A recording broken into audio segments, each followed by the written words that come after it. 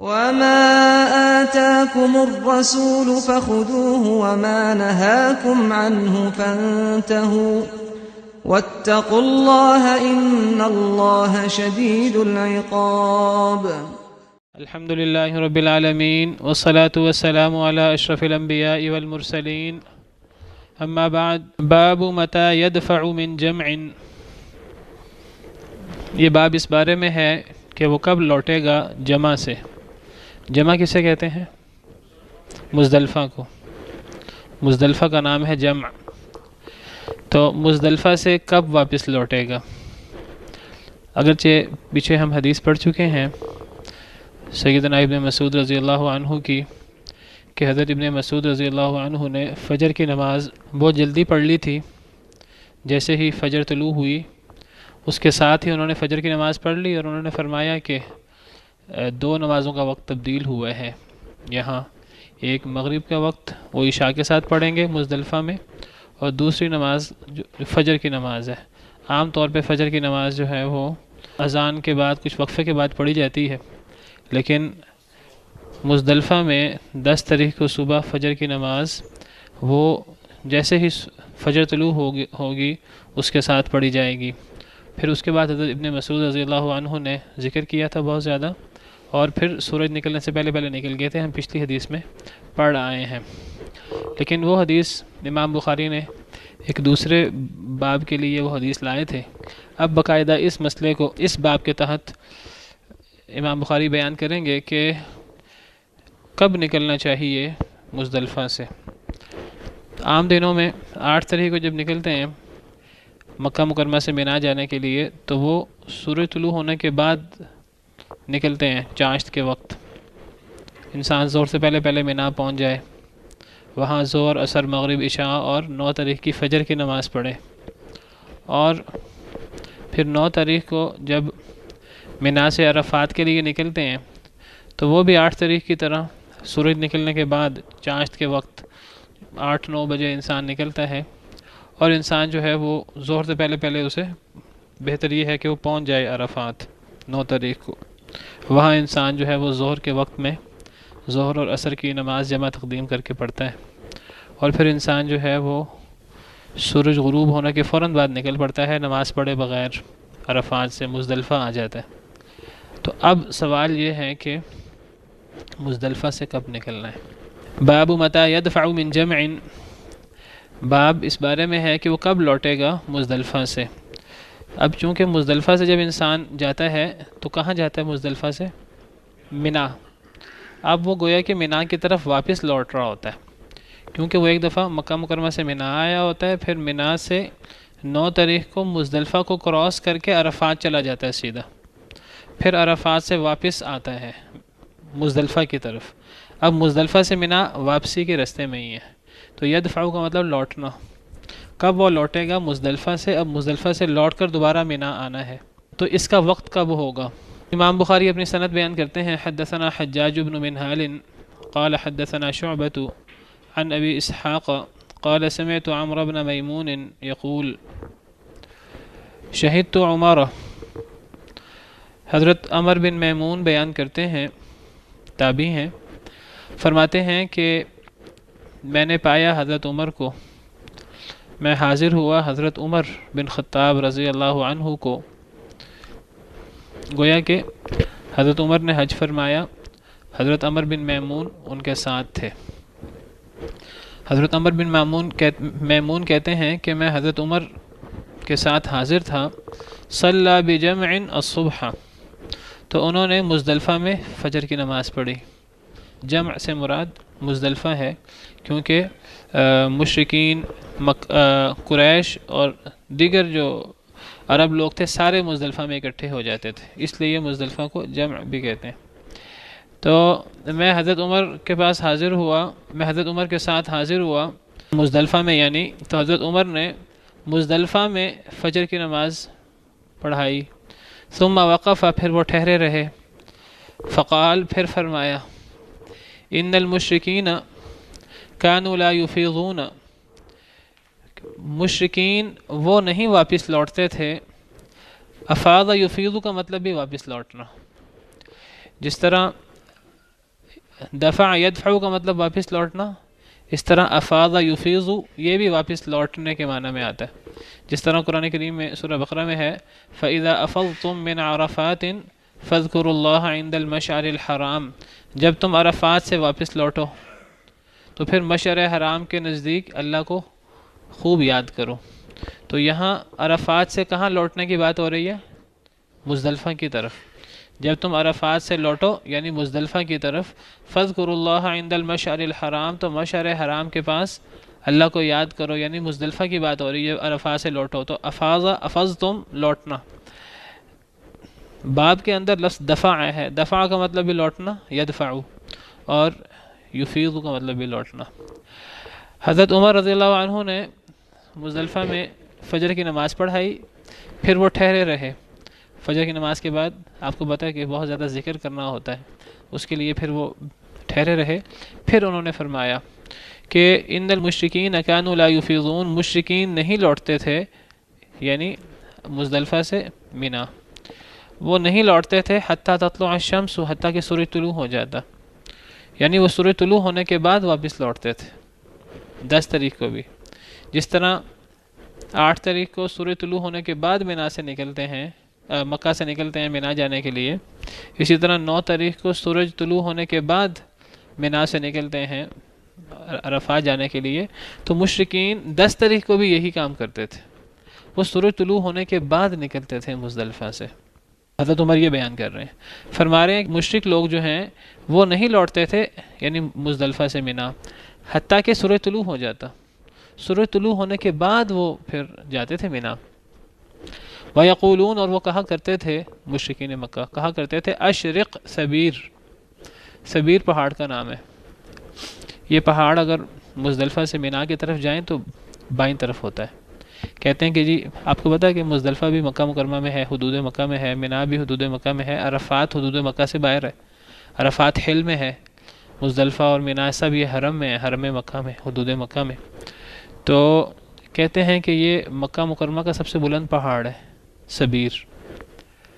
تو مشرکین مزدلفہ سے جب واپس نکلتے تھے، واپس جاتے تھے مینا کی طرف، تو وہ اس وقت تک واپس نہیں نکلتے تھے حتیٰ کہ سورج طلوع ہو جاتا، سورج طلوع ہونے کے بعد وہ واپس ہوتے تھے، اور وہ کہا کرتے تھے اشرق سبیر، اے سبیر روشن ہو جا۔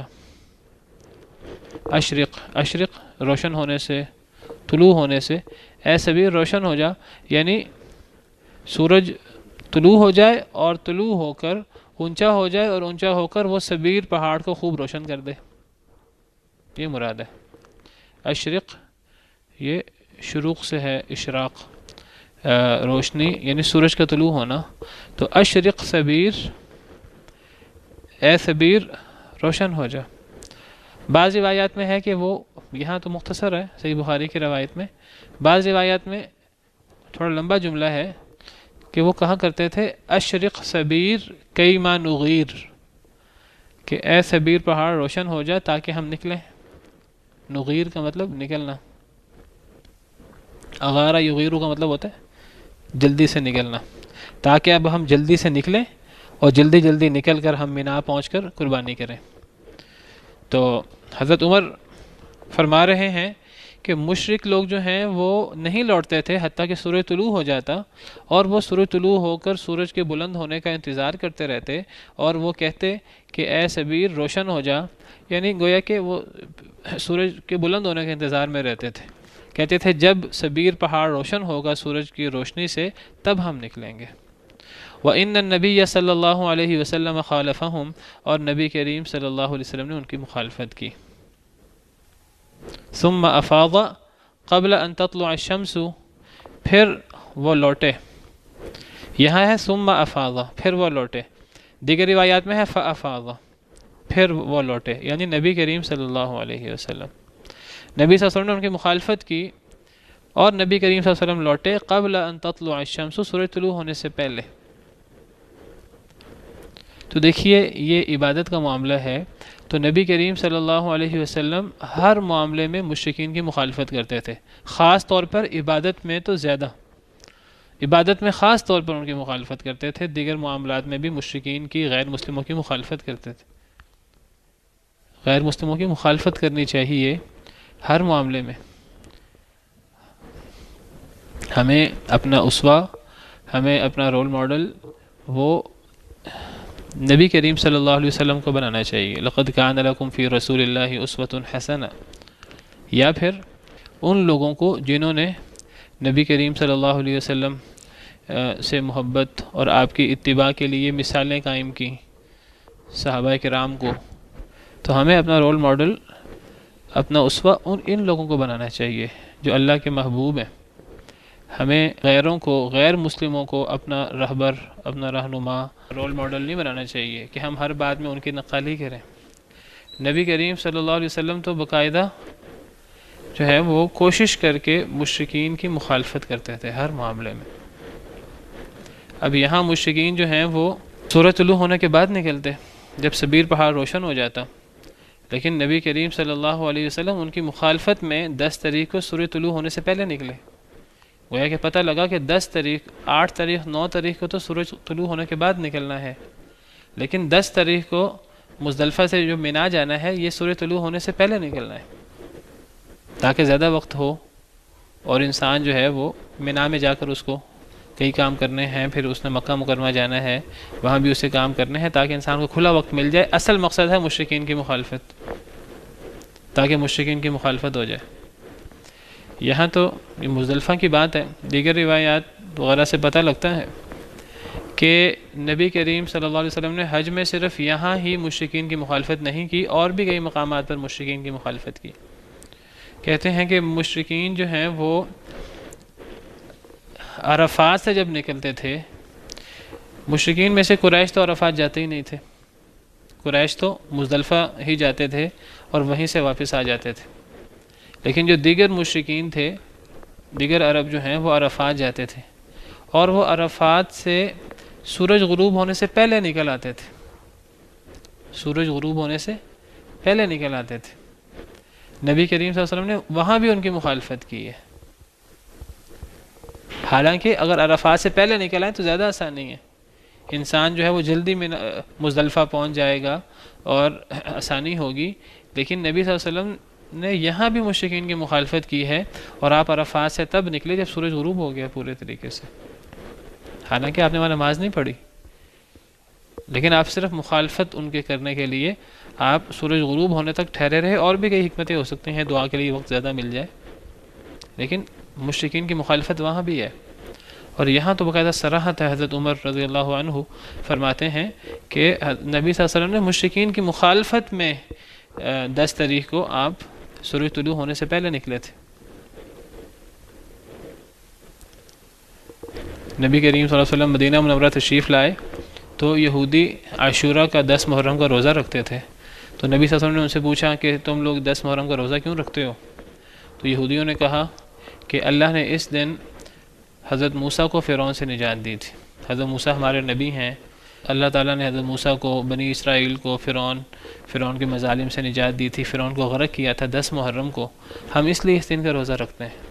تو نبی کریم صلی اللہ علیہ وسلم نے فرمایا کہ ہم حضرت موسیٰ سے تمہارے مقابلے میں زیادہ قریب ہیں. تم تو صرف نام لیتے ہو حضرت موسیٰ کا، تم تو صرف دعویٰ کرتے ہو، تم تو حضرت موسیٰ کی باتیں بھی نہیں مانتے، تم تو تورات کی باتیں بھی نہیں مانتے. حضرت موسیٰ نے بھی نبی کریم صلی اللہ علیہ وسلم کے بارے میں، حضرت موسیٰ نے یا تورات میں بھی نبی کریم صلی اللہ علیہ وسلم کی صفات موجود ہیں، صحابہ کرام کی صفات موجود ہیں، قرآن کریم کی صفات موجود ہیں.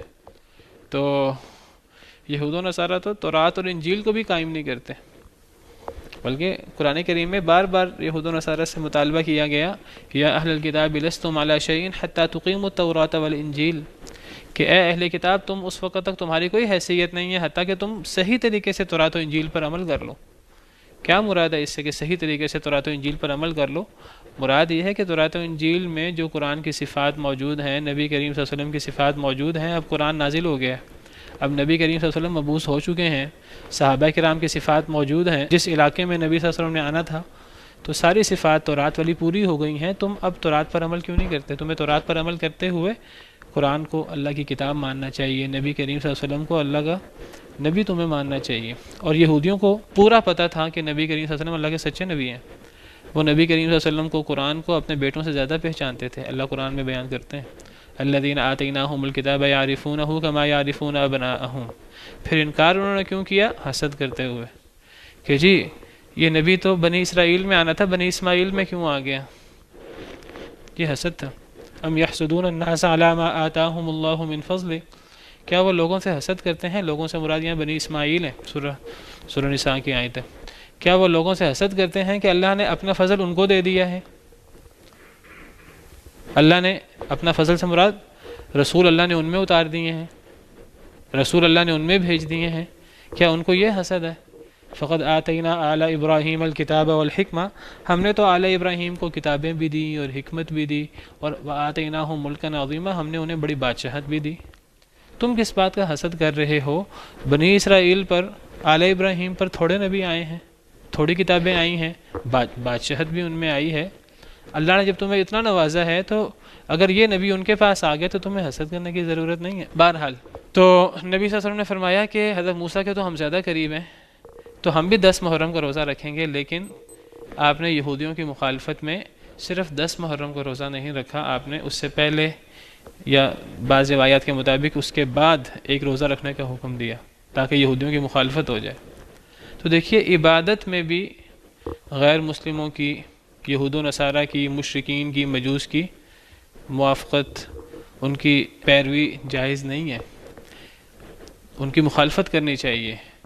عبادت تو وہ چیز ہے جس سے وہ اللہ کو راضی اپنی طرف سے اللہ کو راضی کرتے ہیں، اس معاملے میں بھی ان کی مخالفت کرنی چاہیے. اور دیگر معاملات میں بھی، جو دیگر معاملات ہیں جو ان کا شعار ہیں، اس میں ان کی مخالفت کرنی چاہیے. نبی کریم صلی اللہ علیہ وسلم نے فرمایا کہ جی داڑھی کے بارے میں آپ نے فرمایا داڑھی رکھو، داڑھی کو لٹکاؤ، داڑھی کو معاف کرو. کئی دفعہ آپ نے فرمایا خالف الیہود والنصارى، یہود و نصارہ کی مخالفت کرو. کئی بعض احادیث میں ہے آپ نے فرمایا داڑھی رکھو، مشرکین کی مخالفت کرو. کئی احادیث میں آپ نے فرمایا داڑھی رکھو، خالف المجوس، مجوس کی مخالفت کرو. صحیح احادیث ہے بخاری مسلم کی. تو عبادت کے معاملے میں بھی جو وہ اپنی طرف سے اللہ کو راضی کرتے ہیں اس میں بھی ان کی مخالفت کا حکم ہے. یہ حدیث عبادت کے بارے میں ہے. روزوں کے بارے میں حدیث بیان کی، وہ بھی عبادت کے بارے میں ہے.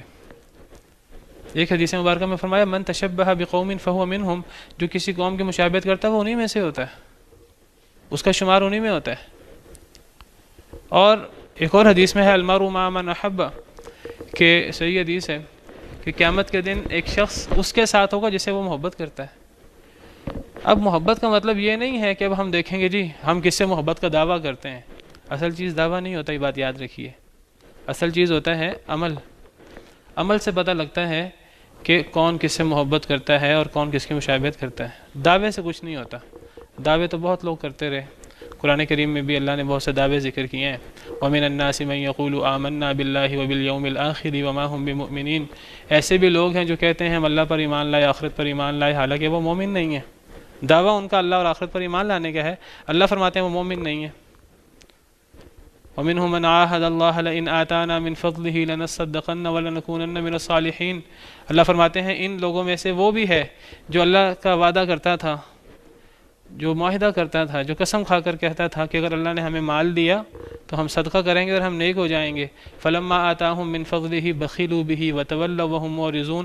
جب اب دعویٰ تو یہ تھا کہ میں صدقہ کروں گا مال آئے گا تو، لیکن جب مال آیا تو اس نے بخل شروع کر دیا اور منہ موڑنا شروع کر دیا. اللہ فرماتے ہیں پھر اللہ نے اس کو کیا سزا دی؟ اللہ نے قیامت تک اس کے دل میں نفاق ڈال دیا. فَأَعْقَبَهُمْ نِفَاقًا فِي قُلُوبِهِمْ إِلَى يَوْمِ يَلْقَوْنَهُ بِمَا أَخْلَفُوا اللَّهَ مَا وَعَدُوا. اس لیے کہ انہوں نے اللہ سے جو وعدہ کیا تھا اس کی خلاف ورزی کی.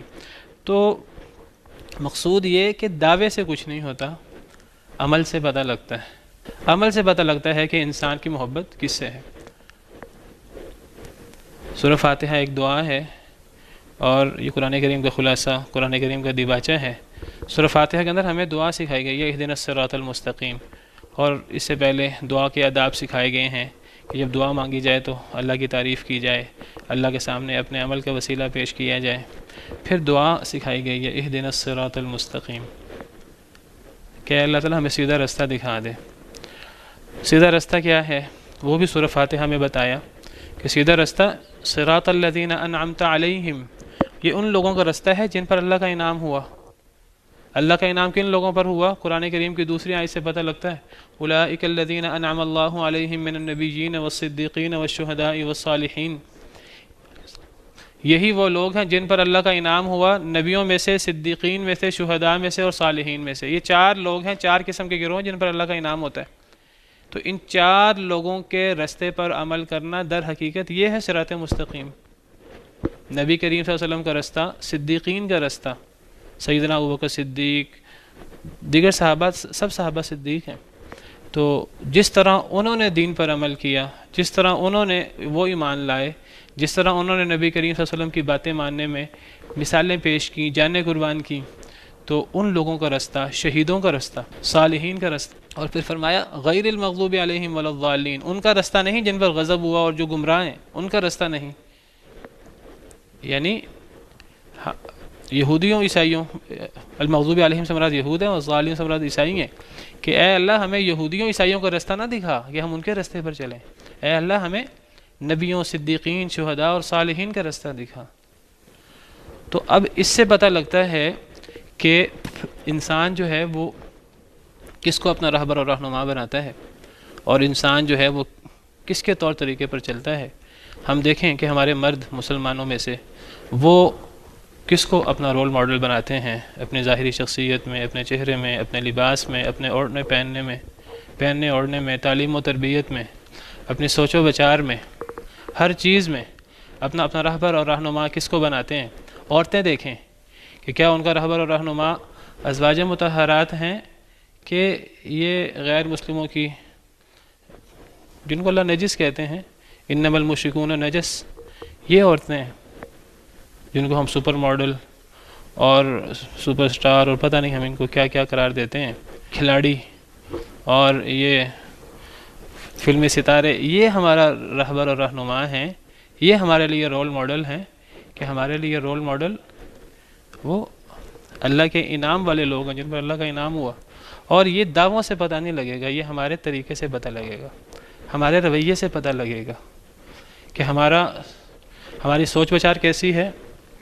ہم بات بات میں نبی کریم صلی اللہ علیہ وسلم، صحابہ کرام، ہمارے جو ہیرو ہیں، ہم ان کی باتیں کرتے ہیں کہ ہم غیروں کی باتیں کرتے ہیں۔ ہمارا طور طریقہ کس کا ہے؟ وہ نبی کریم صلی اللہ علیہ وسلم، صحابہ کرام کا ہے، ہمارے جو ائمہ کرام ہیں ان کا ہے، یہ ہمارا طور طریقہ غیروں کا ہے۔ ہم اپنا تعلیمی نظام، اپنا سیاسی نظام، اپنا معاشی نظام ہم کہاں سے لیتے ہیں؟ ہمارا سارا سسٹم جو ہے، وہ بینکنگ کا سسٹم ہو یا دیگر، وہ ہم نے کہاں سے لیے ہوئے ہیں؟ ہمارے رویے سے پتہ لگے گا۔ المرء مع من احب، انسان اس کے ساتھ ہوتا ہے انسان جس سے محبت کرتا ہے۔ اگر کسی کو دیکھنا ہو کہ ایک انسان کا دین کیسا ہے، دین کا معاملہ انسان کے اندر کا ہوتا ہے تو جلدی پتہ نہیں لگتا، لیکن نبی کریم صلی اللہ علیہ وسلم نے اس کے لیے ہمیں ایک علامت بتائی ہے کہ اگر یہ دیکھنا ہو کہ ایک انسان کیسا ہے، کئی دفعہ ہمیں کسی شخص سے معاملہ کرنا ہوتا ہے، کوئی تجارت کا معاملہ کرنا ہوتا ہے، کاروبار، کسی سے رشتہ وغیرہ کا معاملہ کرنا ہوتا ہے، سفر کرنا ہوتا ہے، تو ہم بعض دفعہ چاہتے ہیں کہ ہمیں پتہ لگ جائے کہ اس شخص کا کردار کیسا ہے، اور یہ شخص جو ہے وہ کس قسم کا اس کی دینداری ہے اور اس کا کس قسم کے معاملات ہیں۔ تو نبی صلی اللہ علیہ وسلم کی حدیث ہے، آپ نے فرمایا اگر ایک شخص کا دین دیکھنا ہو تو اس کی سوسائٹی، اس کے ساتھی دیکھ لو، جن لوگوں میں وہ اٹھتا بیٹھتا ہے وہ لوگ دیکھ لو، آپ کو پتہ لگ جائے گا کہ اس شخص کا دین کیا ہے، اس کا اندر وہ آپ کے سامنے واضح ہو جائے گا۔ المرء علی دین خلیلہ، ایک انسان اپنے دوست کے دین پر ہوتا ہے۔ ایک انسان جیسے دوست بناتا ہے، جن لوگوں سے وہ رابطہ رکھتا ہے، تو اس سے پتہ لگتا ہے کہ ایک انسان کے اندر کیا ہے۔ بعض دفعہ یہ ہوتا ہے کہ ایک انسان خود بعض دفعہ بہت نیک نہیں ہمیں نظر آتا، لیکن اس کی سوسائٹی، اس کے دوست احباب سارے نیک ہوتے ہیں، نمازی، پرہیزگار۔ اس سے پتہ لگتا ہے کہ اگر اس شخص میں کوئی کوتاہی ہے بھی تو اس سے عملاً کوئی کوتاہی ہو رہی ہے، ورنہ یہ شخص دل سے ان لوگوں سے محبت کرتا ہے، اس لیے وہ ان لوگوں میں اٹھتا بیٹھتا ہے۔ اور اگر ہمیں ایک شخص بڑا ہی دیکھنے میں نیک اور پرہیزگار نظر آ رہا ہے، لیکن اس کی دوستی یاری، اس کی سوسائٹی جو ہے وہ سارے جو ہے دنیا دار قسم کے لوگ ہیں، تو اس سے پتہ لگ جاتا ہے کہ اس شخص نے ظاہری لبادہ اوڑھا ہوا ہے دینداری کا، اس کا اصل جو اس کا اندر ہے یہ اس قسم کے لوگوں سے مروب ہے، اور یہ اس قسم کے لوگوں سے راہ و رسم رکھتا ہے۔ تو المرء علی دین خلیلہ، صحیح حدیث مبارک ہے، انسان اپنے دوست کے دین پر ہوتا ہے۔ فلینظر احدکم الی من یخالل، ایک بندے کو دوست بناتے ہوئے، تعلقات بناتے ہوئے دیکھنا چاہیے انسان کس شخص سے تعلقات بنا رہا ہے، نمازی سے بنا رہا ہے کہ بے نمازی سے بنا رہا ہے، سگریٹ پینے والے سے بنا رہا ہے، سود کھانے والے سے بنا رہا ہے، کس سے انسان تعلقات بنا رہا ہے، اس سے انسان کی دینداری کا پتہ لگے گا، اور قیامت کے دن اس کے مطابق معاملہ ہوگا۔ دیکھیں صلہ رحمی ایک الگ چیز ہے۔ اللہ نے تو مشرک ماں باپ کے بارے میں بھی فرمایا ہے کہ اگر ماں باپ مشرک ہوں اور انسان کو شرک کا حکم دیں بچوں کو اپنے، تو بچے ان کی بات نہ مانیں، لیکن ان سے انسان اچھا سلوک کرے۔ فلا تطعهما وصاحبهما فی الدنیا معروفا، اگر وہ شرک کا حکم دیں تو ان کی اطاعت نہ کرو، لیکن ان سے دنیا میں اچھا معاملہ رکھو۔ حضرت اسماء کی والدہ، حضرت اسماء حضرت ابوبکر صدیق کی بیٹی ہیں، ان کی والدہ اور حضرت عائشہ کی والدہ فرق تھیں۔ حضرت عائشہ حضرت اسماء باپ شریک بہنیں ہیں۔ حضرت اسماء کی والدہ آئیں، مشرکہ تھیں وہ، تو حضرت ابوبکر نے انہیں طلاق دے دی تھی کیونکہ انہوں نے اسلام قبول نہیں کیا تھا۔ تو وہ آئیں مدینہ منورہ میں، تو حضرت اسماء نبی صلی اللہ علیہ وسلم کے پاس آئیں۔ صحابہ کرام ہر عمل کرنے سے پہلے نبی صلی اللہ علیہ وسلم سے سوال کرتے تھے۔ نبی صلی اللہ علیہ وسلم کے پاس حاضر ہوئیں، کہنے لگے میری والدہ آئیں گے، میں ان سے اچھا سلوک کر سکتی ہوں کہ نہیں؟ آپ نے فرمایا کہ تمہاری والدہ تم ان سے اچھا سلوک کرو، صلہ رحمی کرو۔ مشرکہ تھیں حالانکہ، تو صلہ رحمی بالکل ایک الگ چیز ہے۔ تو باقی یہ ہے کہ ایک انسان سے دلی دوستی، ایک انسان کے ساتھ اٹھنا بیٹھنا، ایک انسان کے روز کی سلام دعا جس کے ساتھ ہے، جس کے ساتھ وہ کھاتا پیتا ہے، جس کے ساتھ وہ راہ و رسم رکھتا ہے، تو وہ کیسے لوگ ہیں؟ اگر ایک شخص جو ہے وہ بے دینوں کے ساتھ رکھتا ہے، وہ ظاہری طور پہ کتنا دیندار کیوں نہ ہو، وہ بے دین ہے اندر سے، اس کے رویے سے پتہ لگتا ہے۔ اور اگر ایک شخص ظاہری طور پہ ہمیں اتنا دیندار نظر نہیں آتا، لیکن اس کے راہ و رسم دیندار لوگوں سے ہے، تو انشاءاللہ وہ شخص اللہ کے نزدیک دینداروں میں شمار ہوگا، کیونکہ پتہ لگ رہا ہے کہ وہ کن لوگوں سے راہ و رسم رکھتا ہے۔ تو اگر ایک شخص کو دیکھنا ہو ایک شخص کا دین کیا ہے، تو انسان اس کی سوسائٹی، انسان اس کے دوست احباب کا جائزہ لے لے، اس کے دوست، اس کی سوسائٹی کیسی ہے، اس سے اندازہ ہو جائے گا۔ بہرحال بات دور نکل گئی۔ تو مشرکین کی مخالفت کرتے ہوئے نبی صلی اللہ علیہ وسلم نے جو ہے وہ سورج طلوع ہونے سے پہلے آپ نکلے ہیں۔ سبحانک اللہم ربنا وبحمدک، اشہد ان لا الہ الا انت، استغفرک واتوب الیک۔ صناع الحیات، اقمار الليالي، منار الهداة، أعلام الرجال، صناع الحياة، أقمار